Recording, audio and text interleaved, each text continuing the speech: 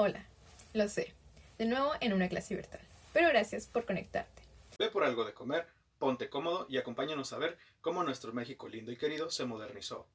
Nosotros somos el equipo número 8 y está conformado por Raúl, Adriana, Brandon, Abigail. Y Gibran, listos para mostrarte el movimiento moderno en México. No te duermas, acompáñanos.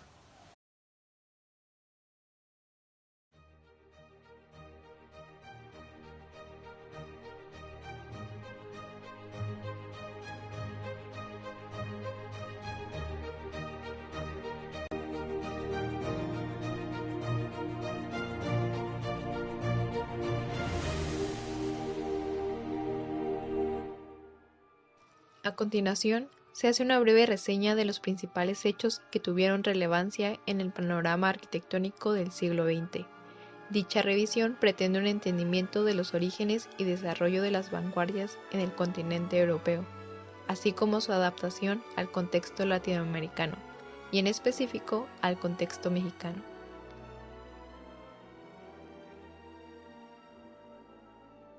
Recapitulemos y recordemos que el llamado movimiento moderno es un estilo arquitectónico que surgió en Europa a principios del siglo XX, como una expresión de la ruptura con la tradicional configuración de espacios, formas compositivas y estilísticas. Este movimiento se caracterizó por el aprovechamiento de las posibilidades de los nuevos materiales industriales, tales como el hormigón armado, el acero laminado y el vidrio. Esta arquitectura moderna, cuyo estilo arquitectónico surge entre los años 20 y 50 en Europa, pasaría luego a aplicarse en el resto del mundo. Sus comienzos se remontan a la Bauhaus, la escuela de arte y arquitectura en Alemania. Algunos representantes de la arquitectura moderna europea fueron precisamente los integrantes de la Bauhaus, figuras como Mies van der Rohe, Walter Gropius, Bruno Taut, Hannes Meyer. Además de estos arquitectos, la Bauhaus integró a artistas y teóricos, figurando nombres como Paul Klee, Kandinsky, Joseph Alberts, entre otros. Además, se le suma la figura de Le Corbusier, el arquitecto suizo-francés, quien fue una de las figuras clave para el movimiento moderno en el continente europeo, y quien también lo fue a nivel internacional, extendiendo y difundiendo el lenguaje moderno alrededor del mundo. Cuando la escuela de la Bauhaus se cierra debido a la presión del régimen nazi, sus representantes emigraron a Estados Unidos. Así fue como la influencia de la Bauhaus se trasladó a América y pasó a llamarse estilo internacional. El estilo internacional era adecuado para todos los países y culturas, porque era para el hombre moderno, en cualquier lugar donde existía. Se compone de características claves, que incluyen simplicidad de forma, funcionalidad, estructura limpia, falta de ornamentación y rechazo de los estilos tradicionales. Otras características de la arquitectura moderna son la abstracción, las líneas limpias, simples y las formas básicas. También lo son los volúmenes rectangulares, los techos planos y hacia el interior, los espacios abiertos y superamplios.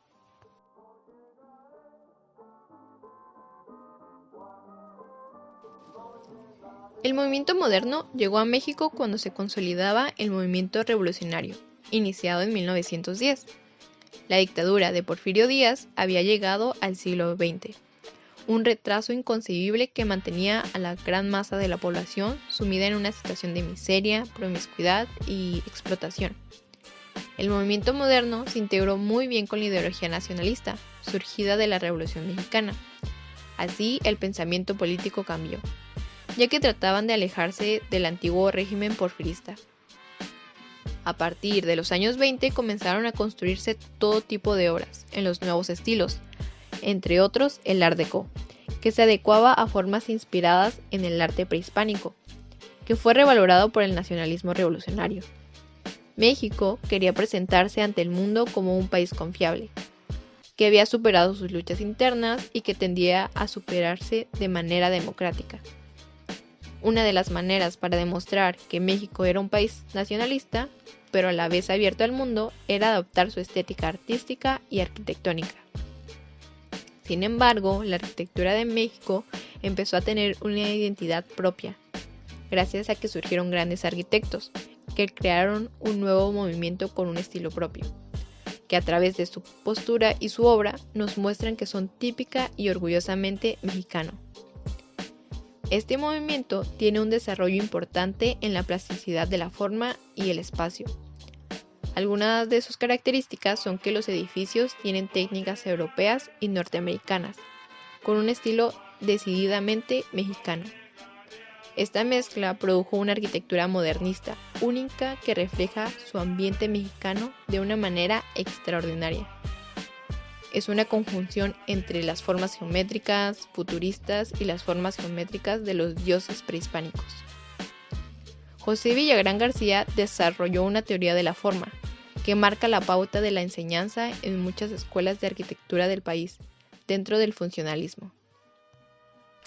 José Villagrán García nació en la Ciudad de México, en Distrito Federal, el 22 de septiembre de 1901. Su familia era de clase media capitalina. Él es reconocido dentro del gremio de los arquitectos como el iniciador de la arquitectura moderna en México. Maestro de múltiples generaciones, con sus clases y planteamientos teóricos, transformó la visión académica de la arquitectura del siglo XIX, en la que él mismo se había formado, en nuevas posturas que cambiaron la perspectiva de los estudiantes y profesores que posteriormente generaron la arquitectura del siglo XX en el país. Pasada la contienda revolucionaria y habiéndose establecido un estado de tintes nacionalistas, la cultura, el arte y la arquitectura se volvieron hacia lo auténticamente mexicano, lo nacional, lo autóctono. Se pensó entonces en rescatar el pasado indígena, como una forma de acabar con el pasado inmediato. En el ámbito de la arquitectura hacía falta un lenguaje que expresara ese nuevo estilo de vida. José Villagrán había estudiado la carrera de arquitectura en la Escuela Nacional de Arquitectura, entonces incorporada a Bellas Artes. En esa escuela Villagrán vivió duras jornadas de aprendizaje de la arquitectura, por las mañanas en las aulas de enseñanza teórica y por las tardes en talleres de dibujo y composición. Obtuvo el título de arquitecto en 1923. Ese mismo año, ante la falta de un profesor de composición, se incorporó al arquitecto Villagrán como profesor de la Escuela Nacional de Arquitectura, donde se encuentra a colegas como Juan O'Gorman, Ricardo Legorreta, Enrique del Moral y a estudiantes como Mauricio Campos, Marcia Gutiérrez Camarena, Francisco Arce y Enrique de la Mora. Ellos propugnaban la ruptura con los esquemas tradicionales, caracterizados por grandes edificaciones, residencias con abundantes ornamentación y lujo, y proponía una arquitectura donde la forma sigue siempre la función, es decir, que el tamaño de su edificio, la masa, la distribución del espacio y otras características deben dedicarse solamente por la función de este. Esto implica que si se satisfacen los aspectos funcionales, la belleza arquitectónica surgirá de modo natural. El sanatorio para tuberculosos de Huipulco fue encargado al arquitecto José Villagrán, quien desarrollaría el proyecto junto con Ismael Cosio Villegas. En aquel año de 1929 comenzaba la carrera de obras importantes del arquitecto. Esta fue su primera obra de grandes dimensiones, a la que respondió con una arquitectura útil, económica y con un pronunciado enfoque en las personas, lo que identificaría durante el resto de su vida profesional. Construyó y equipó el edificio principal de administración y 3 pabellones, logrando zonas muy espaciosas y con una perfecta proporción entre espacios habitables y espacios construidos. Entre ellos fueron de vital importancia los jardines. Para la fachada principal definió un preponderante horizontal aligerada en equilibrio con vanos de gran tamaño. El uso de materiales de construcción tuvo también una fuerte influencia en las tendencias arquitectónicas de la vanguardia. Era el concreto armado, que era durable, económico y eficiente, escribiendo así el inicio de la arquitectura moderna en México del siglo XX. Tendencia al de la forma con una geometría angular dinámica y el uso del material de construcción en su más puro estado, concreto armado con texturas rugosas. La torre de agua o tanque elevado, además de cumplir de forma rigurosa con los requerimientos técnicos, juega un papel importante en la composición arquitectónica del santuario, por su simplicidad aparente, pues encierra un logro notable de la arquitectura mexicana de esos años. Su escala y sus proporciones la convierten en una escultura al interior del paso, que por su altura puede ser apreciada desde el exterior del conjunto. Con respecto al simbolismo, la torre de agua evoca elementos vitales para la vida, el agua y el aire. En el tema del agua integra espejos de agua y fuentes que magnifican visualmente la escala, interpretando así al tanque elevado como una fuente de vida. En relación al aire, la serie de grandes vanos en proporciones verticales de los muros de concreto ayudan a la ligereza visual de este gran macizo y sobre todo permite la ventilación natural cruzada y el paso de la luz natural al interior de la torre, generando esta relación directa entre el interior y el exterior. El Cine Las Américas es una pieza legendaria de la arquitectura mexicana. Fue planteado por el arquitecto José Villagrán, que en aquel entonces fue presidente de la Sociedad de Arquitectos Mexicanos en el año de 1952. Se inauguró como Cine Las Américas, lugar que se hizo muy famoso por ser un centro de encuentro y diversión. Sin embargo, tras ser cerrado pasó algunos años abandonado. Y, por si no te has dado cuenta, nosotros te damos el dato. Este cine recobró vida cuando fue escenario de una de las películas galardonadas al Oscar del director Alfonso Cuarón, Roma, en donde podemos apreciar fragmentos de lo que pudo haber sido su ambiente en sus mejores años. De acuerdo a los participantes en el proyecto, se buscaron cubrir 3 necesidades principales: accesibilidad, acústica y servicio, que en conjunto hicieron del lugar un espacio ideal para la expresión multicultural. Desde un principio fue diseñado con una acústica ideal. Además, el conjunto incluye espacios comerciales y despachos. Luego de funcionar como casino, hoy alberga al auditorio Blackberry. El programa arquitectónico actual consiste en una sala de conciertos con pista en planta baja, un conjunto de butacas en planta alta, mezanine, servicios, barras y área de fumar. En el interior de la sala se envuelve en una piel de madera que logra potenciar la acústica, convirtiéndolo en el espacio idóneo para una gran variedad de actividades de intercambio multicultural. Los principales materiales que se pueden apreciar son la madera, la piedra y el concreto. Se le conoce también como el primer centro comercial al estilo americano, contando con cine, comercio y estacionamiento. El auditorio surge para contrarrestar la creciente necesidad de espacios para presentar espectáculos culturales en la ciudad. Se entiende el uso del edificio como una máquina reproductora musical y de espectáculos. Este enaltece las instalaciones e ingenierías requeridas para la operación del recinto. Este aplica los materiales en bruto, muestra el carácter funcional del edificio de acuerdo a las obras preexistentes del arquitecto.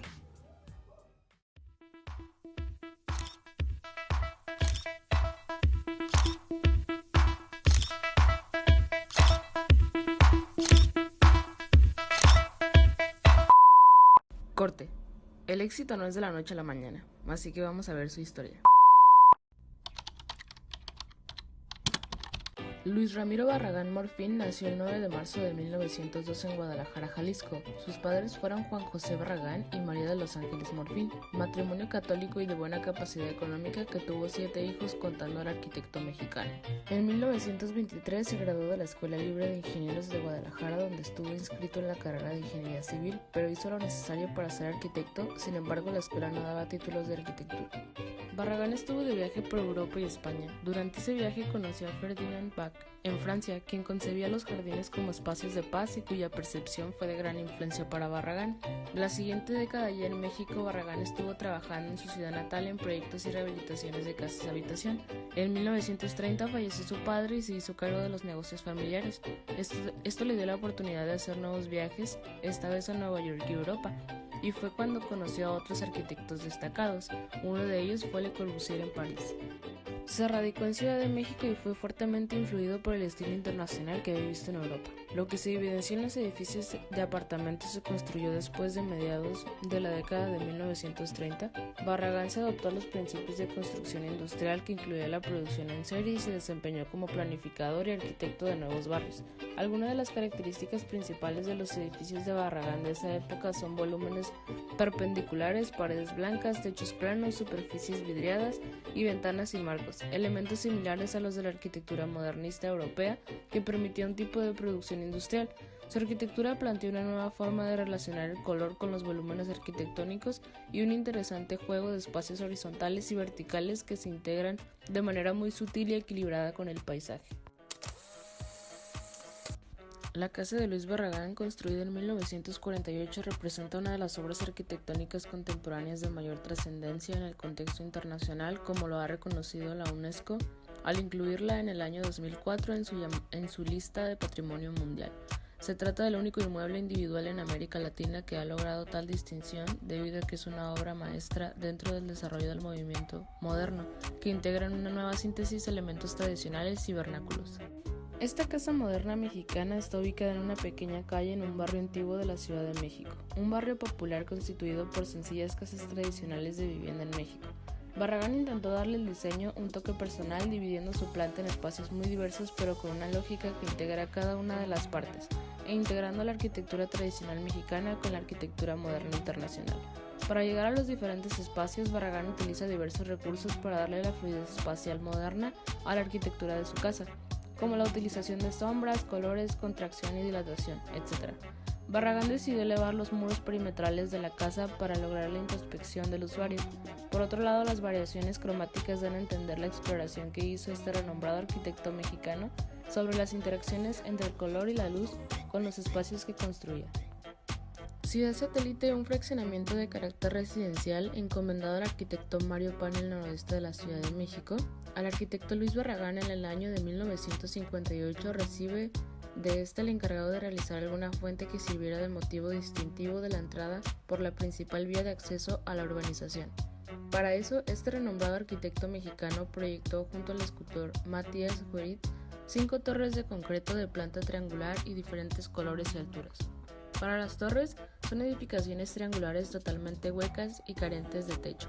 Los prismas consiguen trampear su geometría a medida que el movimiento modifica su percepción, a veces como planos regulares, otras como líneas fugadas hacia el cielo, como vértices finos o como murallas pesadas. Hasta ahora las torres han sufrido diversas modificaciones en sus colores. Los colores originales fueron blanco, amarillo y ocre, de acuerdo a la inspiración de sus creadores. Recientemente se ha propuesto que sea declarada Patrimonio Cultural de la Humanidad ante la UNESCO.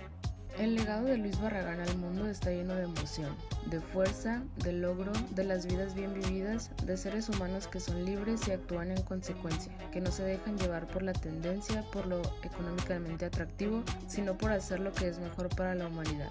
Su legado es inmenso en lo intelectual y en lo físico, además de que es el único mexicano ganador del Premio Pritzker, máximo galardón que se otorga a un arquitecto por sus consistentes y significativas contribuciones a la sociedad. Es el único premio Pritzker otorgado a un mexicano, el inconfundible Luis Barragán. Un acto sublime de imaginación poética fue lo que le dijo Jay Pritzker. Ahora me toca hablar a mí acerca del arquitecto mexicano Ricardo Legorreta, que fue parte del movimiento moderno del México del siglo XX. El arquitecto mexicano Ricardo Legorreta Vilchis nació el 7 de mayo de 1931 en la Ciudad de México. Cursó la licenciatura en la Escuela Nacional de Arquitectura de la Universidad Nacional Autónoma de México entre 1948 y 1952. Fue así que en 1965 fundó su propio despacho, el cual sigue en operaciones hasta el día de hoy bajo el nombre de Legorreta. Entre las décadas de 1960 y 1970, y gracias a algunos proyectos dentro y fuera del país, fue cuando su carrera despuntó, convirtiéndolo en un referente de la arquitectura mexicana a nivel mundial. Ricardo Legorreta era un gran admirador de las artes.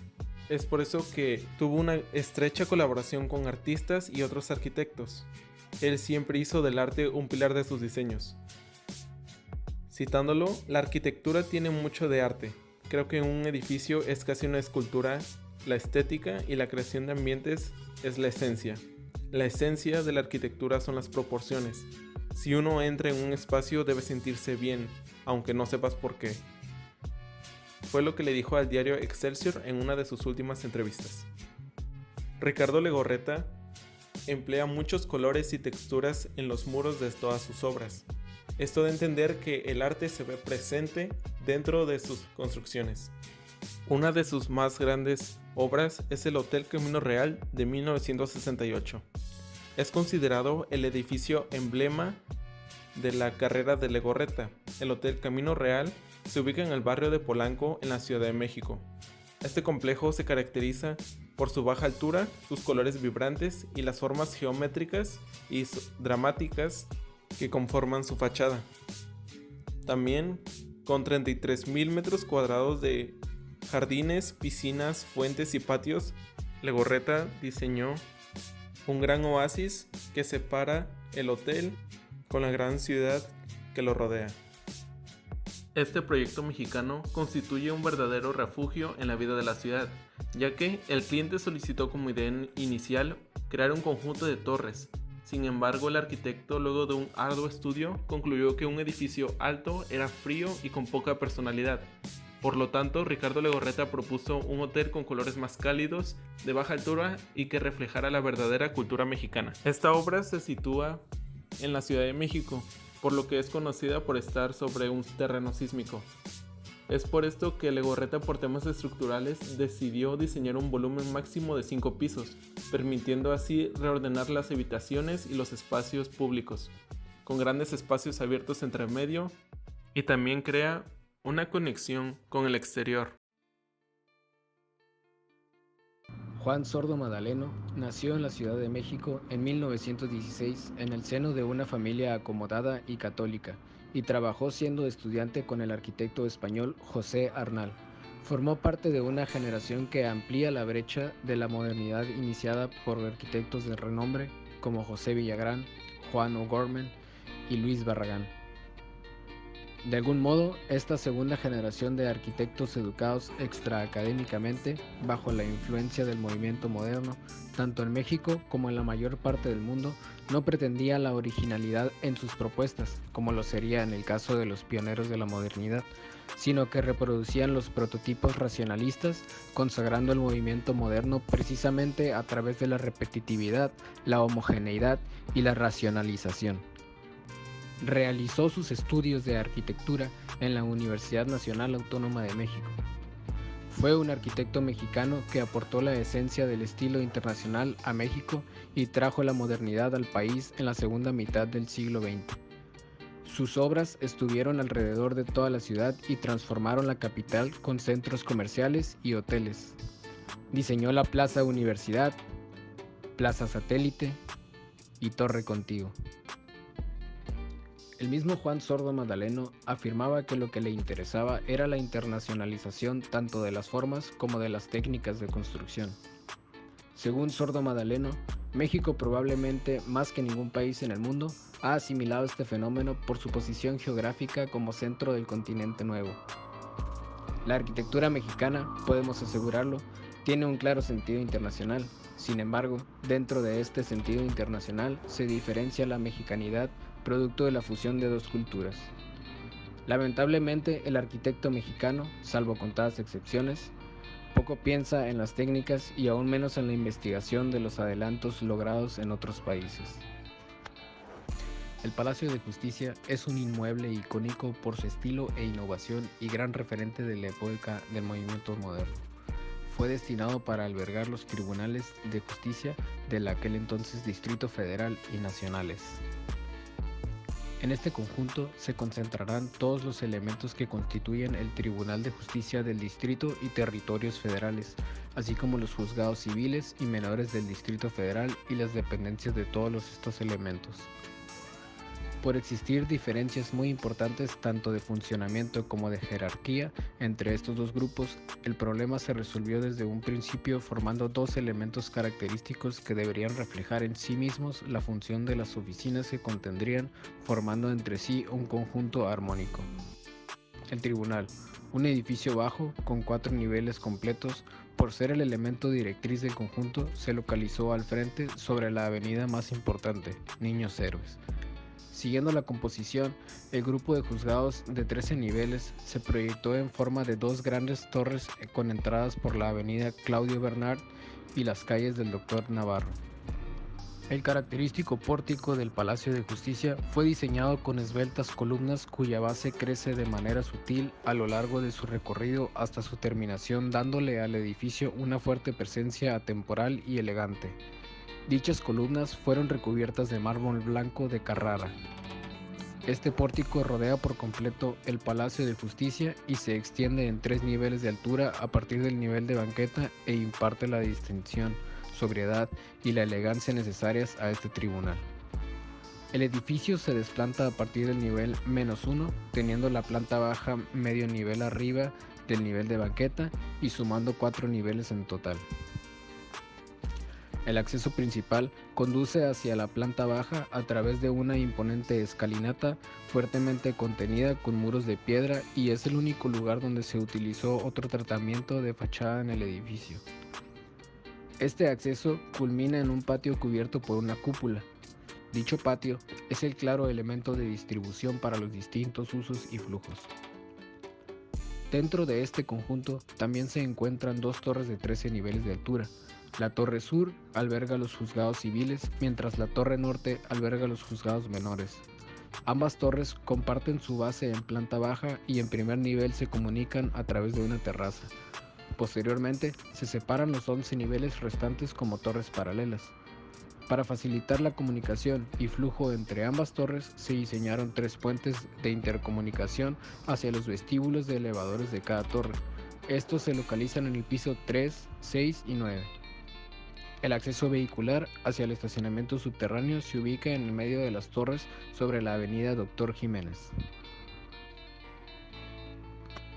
La fachada de los 3 volúmenes del complejo fue diseñada con grandes ventanales de piso a techo, pasando por el entrepiso montados con una sutil inclinación sobre cancelería de aluminio. Esto marcó una decisión de diseño muy innovadora que a la vez permitía mayor entrada a la luz y ventilación natural, así como vistas. Los espacios exteriores son pieza clave para la inclusión del edificio a la ciudad. Es por esto que se trataron como una gran plaza pública que rodea el edificio y está abierta al visitante. Se crearon áreas sombradas con la introducción de fresnos y elementos verdes. Para complementar el conjunto, se construyó un espejo de agua adyacente al pórtico del edificio de salas en su cara norte. En el mismo edificio, el patio central es abierto con una cubierta de plástico que permite mantener la iluminación necesaria al interior.